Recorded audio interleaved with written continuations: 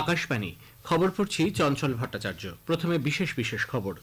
বিদেশমন্ত্রী জি-20 গোষ্ঠীর সভাপতি হিসেবে ভারতের দায়িত্ব পালনকে রাজনৈতিক এবং অর্থনৈতিক সমতাবিধানের এক উদাহরণ বলে উল্লেখ করেছেন। চলতি অর্থবছরের চতুর্থ ত্রৈমাসিকে ভারতের গড় বার্ষিক উৎপাদন বৃদ্ধির হার 8% বা তার বেশি হবে বলে অর্থমন্ত্রী আশা প্রকাশ করেছেন। ভারতীয় পেঁয়াজের প্রথম চালান বাংলাদেশে পৌঁছেছে।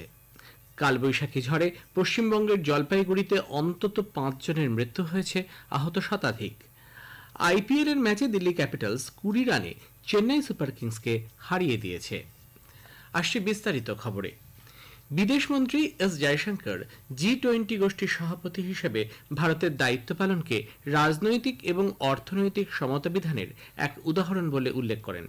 নতুন দিল্লিতে সভ্যতা ফাউন্ডেশন আয়োজিত দিল্লি হেরিটেজ কর্মসূচিতে তিনি আরো বলেন, মুষ্টিমেয় কয়েকটি দেশের পরিবর্তে আজ সারা বিশ্বে অনেক বেশি রাষ্ট্রের প্রতিনিধিত্ব সম্ভব হয়েছে এবং ভারতের ভূমিকা বিশ্বজুড়ে স্বীকৃত। জি-20 শিখর সম্মেলন ভারত সফলভাবে আয়োজন করায় সারা বিশ্বে এখন ভারসাম্য বজায় রাখার উদ্যোগ শুরু হয়েছে, আর তাই আমাদের ঐতিহ্য, সভ্যতা, সংস্কৃতি, জীবনধারা এবং বিশ্বাসের প্রতি গুরুত্ব দেওয়া জরুরি হয়ে পড়েছে। চিরাচরিত রাজনীতির ক্ষেত্রে কূটনীতি এবং আন্তর্জাতিক সম্পর্কে যা অত্যন্ত গুরুত্বপূর্ণ। দেশের মানুষ কি প্রত্যাশা করছেন, যুব সম্প্রদায়কে তা উপলব্ধি করতে হলে প্রথমেই দেশের ঐতিহ্য সম্পর্কে স্পষ্ট ধারণা গড়ে তুলতে হবে। চলতি অর্থবর্ষে চতুর্থ ত্রৈমাসিকে ভারতের গড় বার্ষিক উৎপাদন বৃদ্ধির হার 8% বা তার বেশি হবে বলে অর্থমন্ত্রী নির্মলা সীতারামন জানিয়েছেন। মুম্বাইয়ে বিনিয়োগ সংক্রান্ত এক সম্মেলনে তিনি বলেন, মুদ্রাস্ফীতির হার নিয়ন্ত্রণে থাকা এবং দেশের অর্থনীতি মজবুত হওয়ার ইঙ্গিত দেওয়ায় বার্ষিক অগ্রগতি বা তার জিডিপির হার একই থাকার সম্ভাবনা দেখা দিয়েছে। এশিয়ার মানচিত্রে ভারত এখন তৃতীয় বৃহত্তম অর্থনৈতিক দেশ। তৃতীয় ত্রৈমাসিকে 8.4% বৃদ্ধি পাওয়ায় বিভিন্ন ক্ষেত্রে তার সুফল মিলতে শুরু করেছে। বিভিন্ন আন্তর্জাতিক সংস্থাও ভারতের জিডিপি বৃদ্ধির পূর্বাভাস দিয়েছে। আগামী দিনে দেশের অর্থনীতি আরো মজবুত হবে বলে অর্থমন্ত্রী আশা ব্যক্ত করেন। জম্মু কাশ্মীরে 2024-এর অমরনাথ যাত্রা উপলক্ষে পুণ্যার্থীদের সুরক্ষা ও নিরাপত্তা সুনিশ্চিত করতে সব রকমের প্রস্তুতি চলছে। বিশেষভাবে নজর দেওয়া হচ্ছে বিপর্যয় ব্যবস্থাপনা ও উদ্ধার অভিযানের ওপর। আকাশবাণীর জম্মু সংবাদদাতা জানিয়েছেন, সাম্বা জেলার বন্ধুর পথে তীর্থযাত্রীদের যাতায়াত মসৃণ করতে পাহাড়ি পথে বিশেষ উদ্ধারকারী দল কাজ শুরু করছে। জুনের শেষে পবিত্র এই যাত্রা শুরু হতে পারে বলে মনে করা হচ্ছে। 2 মাসেরও বেশি সময় ধরে চলা অমরনাথ যাত্রায় সারা দেশের লক্ষ লক্ষ ভক্ত যোগ দেন। দুর্গম ভূখণ্ডে যে কোনো রকমের দুর্ঘটনা এড়াতে এবং জরুরি পরিস্থিতির মোকাবিলায় সতর্ক রয়েছে পুলিশ।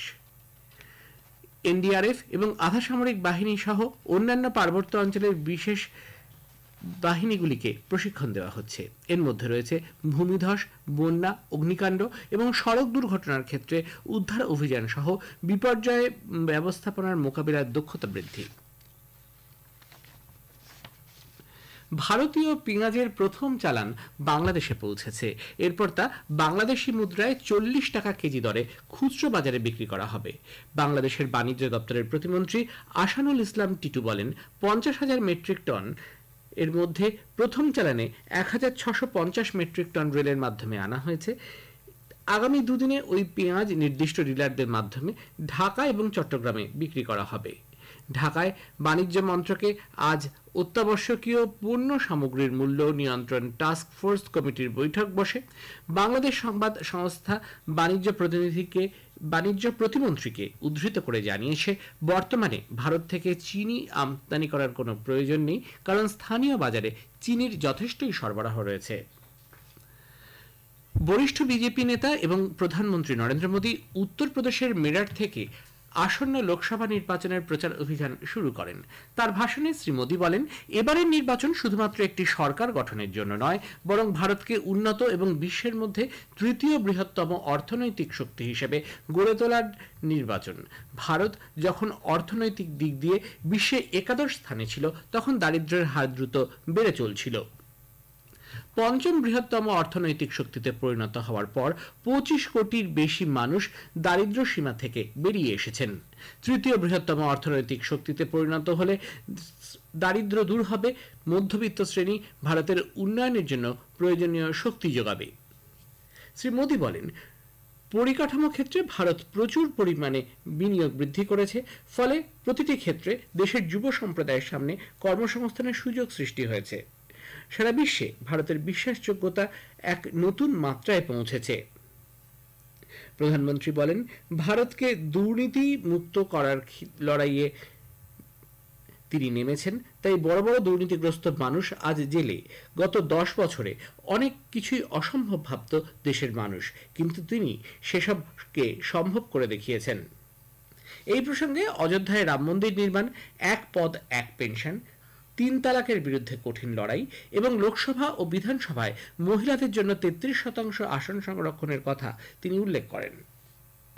উল্লেখ্য, মিরাট সংসদীয় আসনে প্রার্থী হয়েছেন টিভিতে রামায়ণ সিরিয়াল খ্যাত অরুণ গভিল, উত্তরপ্রদেশের মুখ্যমন্ত্রী যোগী আদিত্যনাথ, রাষ্ট্রীয় লোকদল সভাপতি জয়ন্ত চৌধুরী সহ অন্যান্য বিজেপি নেতৃবৃন্দ এই জনসভায় উপস্থিত ছিলেন। দিল্লির মুখ্যমন্ত্রী অরবিন্দ কেজরিওয়ালের গ্রেপ্তার সহ একাধিক বিষয়ে প্রতিবাদ জানাতে বিরোধী জোট INDIA দিল্লির রামলীলা ময়দানে এক জনসভার আয়োজন করে। ঝাড়খণ্ডের মুখ্যমন্ত্রী চম্পাই সোরেন উদ্বোধনী ভাষণে বলেন, বিজেপি পিছিয়ে পড়া শ্রেণীর উন্নতি চায় না বলেই হেমন্ত সোরেনকে গ্রেফতার করা হয়েছে।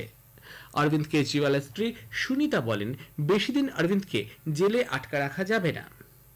কংগ্রেস নেতা রাহুল গান্ধী বিজেপিকে তীব্র আক্রমণ করে বলেন, গড়াপেটা ছাড়া 400 পার করার স্লোগান সম্ভব নয়। বৃহত্তম বিরোধী দল কংগ্রেস সমস্ত ব্যাংক অ্যাকাউন্ট ভোটের মধ্যে বন্ধ করে দেওয়া হয়েছে, তারা কোনো প্রচার চালাতে পারছেন না বলেও জানান তিনি। নতুন দিল্লিতে কংগ্রেস কেন্দ্রীয় কমিটির গতকাল বৈঠক বসে। বৈঠকে উপস্থিত ছিলেন দলের সভাপতি মল্লিকার্জুন খার্গে, কংগ্রেস সংসদীয় দলের চেয়ারম্যান সোনিয়া গান্ধী এবং অন্যান্য বরিষ্ঠ নেতৃবৃন্দ। এছাড়াও উপস্থিত ছিলেন বিহারের দলের শীর্ষ নেতৃবৃন্দ। বিজেপি রাজস্থানের ভিলওয়াড়া লোকসভা আসনে দামোদর আগরওয়ালের নাম প্রার্থী হিসেবে ঘোষণা করেছে। লোকসভা নির্বাচনের জন্য এই একজন প্রার্থী নিয়েই দল নবম প্রার্থী তালিকা প্রকাশ করল। এ খবর প্রচারিত হচ্ছে আকাশবাণী থেকে। মিনিট 15 কালবৈশাখীর ঝড়ে লন্ডভন্ড পশ্চিমবঙ্গের জলপাইগুড়ির বিস্তীর্ণ এলাকা গাছ চাপা পড়ে অন্তত 5 জনের মৃত্যু হয়েছে, আহত শতাধিক। আহতদের ময়নাগুড়ি ও জলপাইগুড়ি সদর হাসপাতালে নিয়ে যাওয়া হয়। ক্ষতিগ্রস্ত হয়েছে অসংখ্য বাড়ি। জলপাইগুড়ি জেলা জুড়ে অনেক জায়গাতেই কম বেশি ঝড়ের তাণ্ডব চললেও সবথেকে বেশি ক্ষতিগ্রস্ত জলপাইগুড়ি শহর এবং ময়নাগুড়ির বার্নিশ অঞ্চল। জলপাইগুড়ির গোশালা মোড়, গজলডোবা সড়ক, বিবেকানন্দ পল্লী সহ বেশ কিছু এলাকায় গাছ পড়ে কার্যত রাস্তা অবরুদ্ধ হয়ে গেছে। উত্তরবঙ্গে 2-3 দিনের বজ্রবিদ্যুৎ সহ বৃষ্টির পূর্বাভাস আগেই দিয়েছিল আবহাওয়া দফতর। বিকেল নাগাদ প্রবল ঝড় শুরু হয়। আলিপুরদুয়ারের কালবৈশাখীর দাপটে অনেকের বাড়িঘর ভেঙেছে, টিনের চাল উড়ে গেছে বহু বাড়ির এবং আহত বেশ কয়েকজন। রাষ্ট্রপতি দ্রৌপদী মুর্মু দেশের প্রাক্তন উপপ্রধানমন্ত্রী লালকৃষ্ণ আদবানির হাতে ভারতরত্ন সম্মান তুলে দেন। রাষ্ট্রপতি নতুন দিল্লিতে আদবানির বাড়িতে এই পুরস্কার অর্পণ করেন। উপরাষ্ট্রপতি জগদীপ ধনখড়, প্রধানমন্ত্রী নরেন্দ্র মোদী, প্রাক্তন উপরাষ্ট্রপতি এম ভেঙ্কাইয়া নাইডু, প্রতিরক্ষামন্ত্রী রাজনাথ সিং, স্বরাষ্ট্রমন্ত্রী অমিত শাহ এবং শ্রী আদবানির পরিবারের সদস্যরা এই অনুষ্ঠানে উপস্থিত ছিলেন। যুব ভারতী ক্রীড়াঙ্গনে গতকাল ISL ফুটবলে চেন্নাইয়ান FC 3-2 গোলে মোহনবাগান সুপার জায়ান্টসকে হারিয়ে দিয়েছে। চেন্নাই দলের পক্ষে জর্ডান মারে, রায়ান এডওয়ার্ডস, ইয়াদাত্তোয়াদ এবং মোহনবাগানের জনি কাউকো ও দিমিত্রি পেত্রাক্রোস গোল করেছেন। মোহনবাগান 19 ম্যাচে 39 পয়েন্ট নিয়ে লীগ তালিকায় দ্বিতীয় স্থানে রইল। চেন্নাই 19 ম্যাচে 21 পয়েন্ট সংগ্রহ করে নবম তালিকায় রয়েছে। বিশাখাপত্তনমে ACA-VDCA আন্তর্জাতিক ক্রিকেট স্টেডিয়ামে গতকাল IPL ম্যাচে দিল্লি ক্যাপিটালস 20 রানে চেন্নাই সুপার কিংসকে হারিয়ে দিয়েছে। টসে জিতে প্রথমে ব্যাট করে দিল্লি 20 ওভারে 5 উইকেটে 191 রান তোলে। জবাবে ব্যাট করতে নেমে চেন্নাই নির্ধারিত 20 ওভারে 6 উইকেটে 171 রান তুলতে সমর্থ হয়। শেষে বিশেষ খবর আরও একবার। বিদেশমন্ত্রী G20 গোষ্ঠীর সভাপতি হিসেবে ভারতের দায়িত্ব পালনকে রাজনৈতিক এবং অর্থনৈতিক সমতা বিধানের উদাহরণ বলে উল্লেখ করেছেন। চলতি অর্থ বছরে চতুর্থ ত্রৈমাসিকে ভারতের গড় বার্ষিক উৎপাদন বৃদ্ধির হার 8% বা তার বেশি হবে বলে কেন্দ্রীয় অর্থমন্ত্রী নির্মলা সীতারামন আশা প্রকাশ করেছেন। খবর শেষ হলো।